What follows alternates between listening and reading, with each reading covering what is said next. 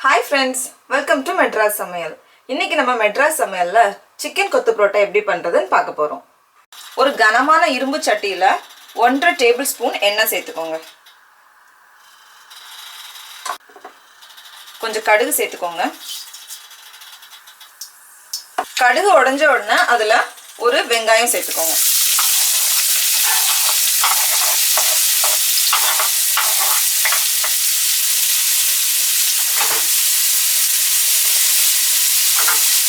அதுக்கு தேவையான அளவு உப்பு,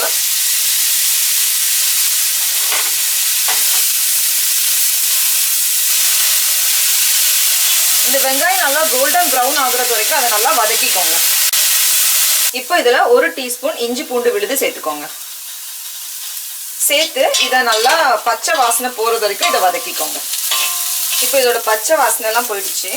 இதுல 3 பச்சை மிளகாய் சேர்த்துக்கோங்க.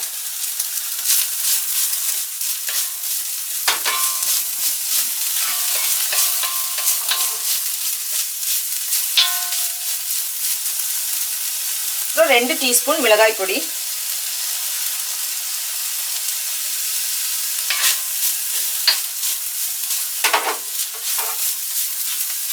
1 டீஸ்பூன் தனியா பொடி,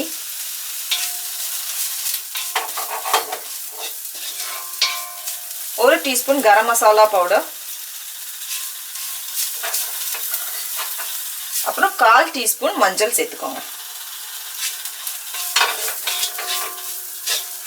சேர்த்து இதெல்லாம் நல்லா வதக்கிக்கோங்க.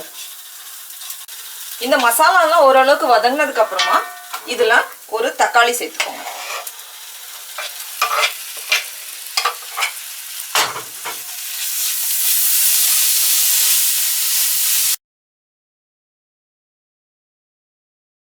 தக்காளி வெங்காயம் எல்லாம் இப்போ ஓரளவுக்கு நல்லா வதங்கிடுச்சு.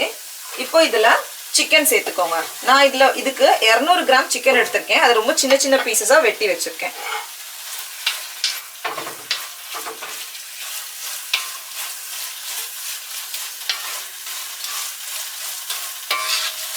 இப்போ சிக்கனுக்கு தேவையான அளவு உப்பு சேர்த்துக்கோங்க. இப்போ இந்த சிக்கன் நல்லா வெந்துடுச்சு. இதுல ஒரு 3 முட்டை சேர்த்துக்கலாம்.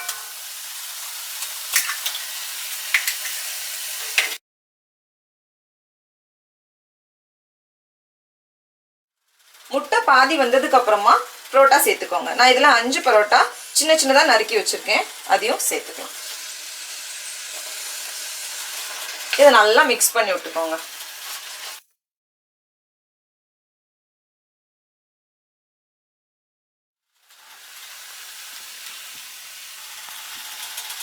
இப்போ இதுல கொஞ்சம் சிக்கன் குழம்பு சேர்த்துக்கோங்க.